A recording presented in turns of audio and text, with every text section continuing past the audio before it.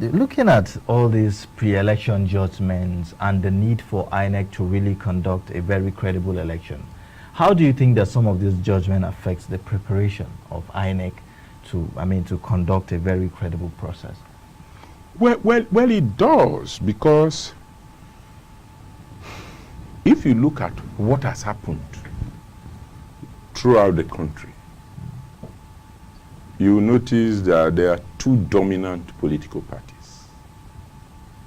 So, the moment a court judgment removes one of the dominant political party, then there is no longer a contest. And that is not good for democracy.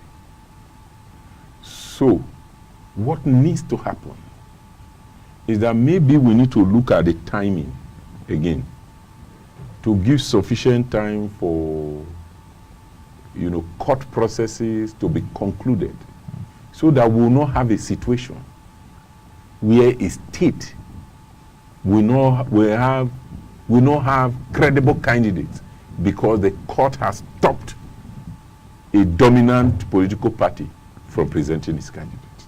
I think that is where we should be looking at, especially when we're looking at reforms towards 2023 elections. Yeah. So talking about reforms now, and especially looking at our Electoral Act now, for instance, do you think that it sufficiently covers, some of these internal party crises, that leads us to this pre-election, because most of the issues that the court are dealing with at the moment is as a result of the primary. Yes, there are sufficient provisions.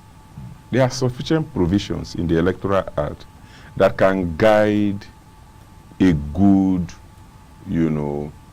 process for the emergence of party candidates through primaries, whether direct or indirect primaries.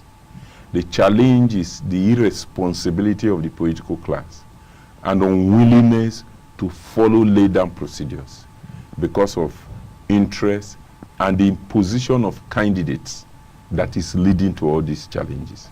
So, for me, I think we really need to engage the political class for there to be reform in the political class. And I hope, too, that from the experiences of APC in Zamfara and the Rivers, that they will have also learned that you cannot be a law unto yourself.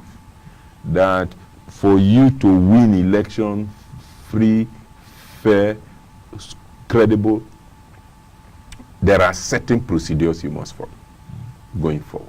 Well, don't you think that maybe the politicians are seeing some loopholes in the laws and then taking advantage of yes, them? Yes, there are certain loopholes in the law, definitely, giving them that need strengthening. For instance, issues of the card reader, need to be really, really put in the law.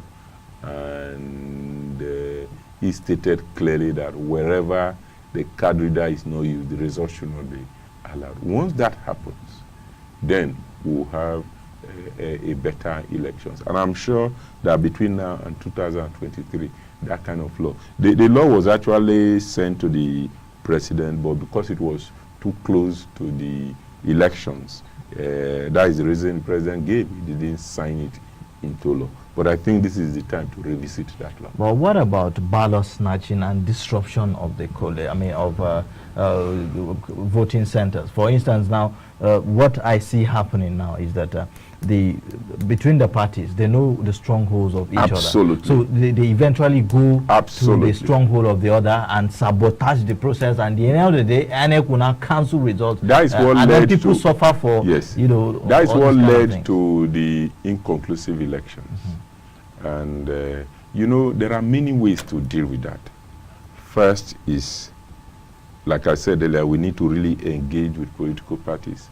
Political parties are not doing the work they are supposed to do, the work of, education of citizens, the work of articulation of interest, and the work of presenting party manifestos and selling those manifestos to gain votes. But beyond that, there needs to be effective sanctions. It's not ghosts that snatch these ballot boxes. I can tell you that everywhere ballot box is snatched, the SSS, the police, the community people, they know who did it. And until we make sure that anybody who is involved in electoral malpractice is sanctioned, it will continue because there is impunity.